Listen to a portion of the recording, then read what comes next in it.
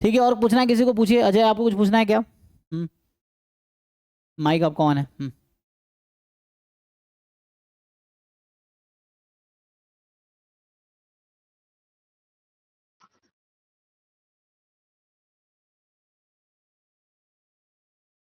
अगर डाउट नहीं तो फिर हम यहीं स्टॉप करेंगे, है ना? फिर अगले क्लास में कंटिन्यू करूंगा। अच्छा जी, क्या पूछ रहे हैं जितिन आप? एक्चुअली सर हमने ग्रेजुएशन में मैथ्स पढ़ा नहीं है। सीएस था मेरा स्टैटिस्टिक्स के साथ। ओके, तो थोड़ी दिक्कत हो सकता है, आपको लगेगा आएगी। तो देखो, मैथ्स बहुत ज़्यादा, अभी मैथ्स पूरा पढ़ाया जाएगा आपको, है ना?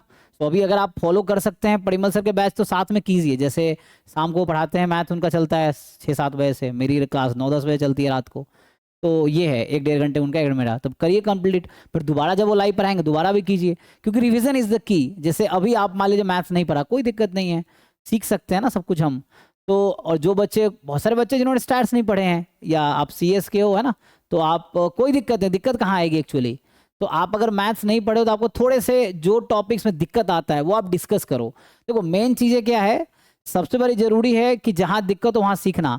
आप मान लो मैथ स्टैट्स कुछ नहीं पढ़े आपने अब से, इवन अभी भी स्टार्ट करो, अगर आप क्यूरियस रहोगे, क्वेश्चन पूछोगे, या सच में जानना चाहोगे ना, तो आप उन बच्चे जो 3 साल ग्रेजुएशन में मैथ और स्टैट सीखे ना, आप 3 महीने में उतना सीख लोगे जितना वो 3 साल में पढ़े हैं। जरूरत है आपको क्यूरियस रहने की। क्यूरियस मतलब जो भी चीज़ें नहीं आती हैं जेनुइनली पूछना, सीखने की कोशिश करना।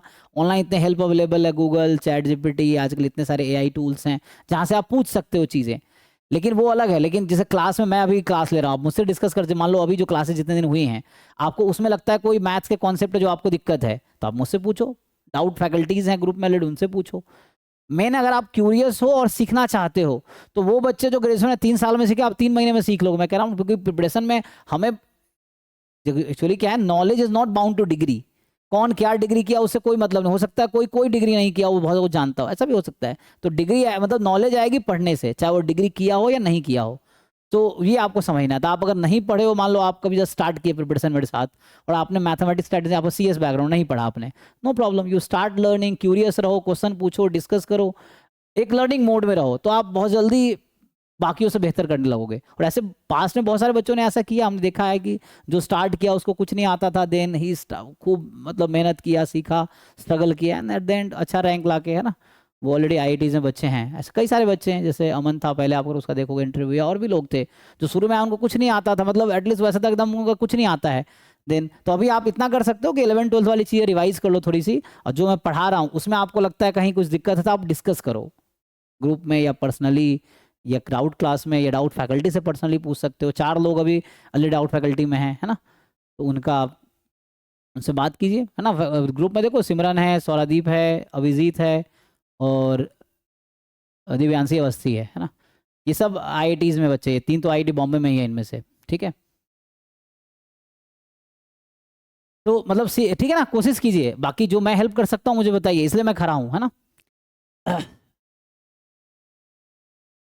सर एकलव्य 2 का कोर्स सर कब तक कंप्लीट होगा?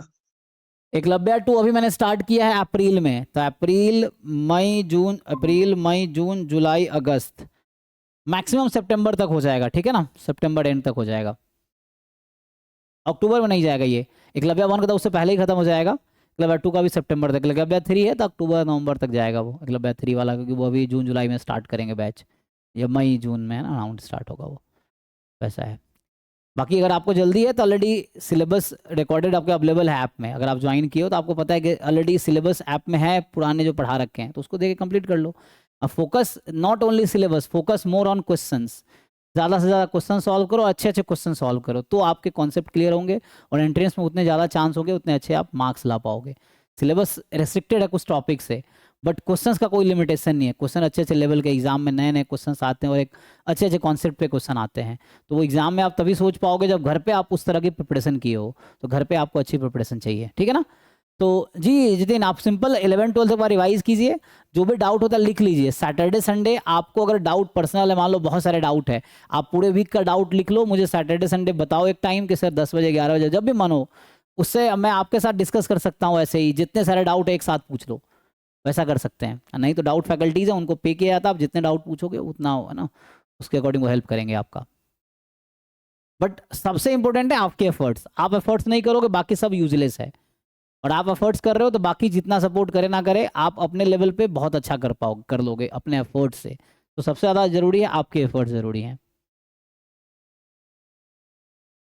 ठीक है, और किसी को कुछ क्वेश्चन है पूछिए।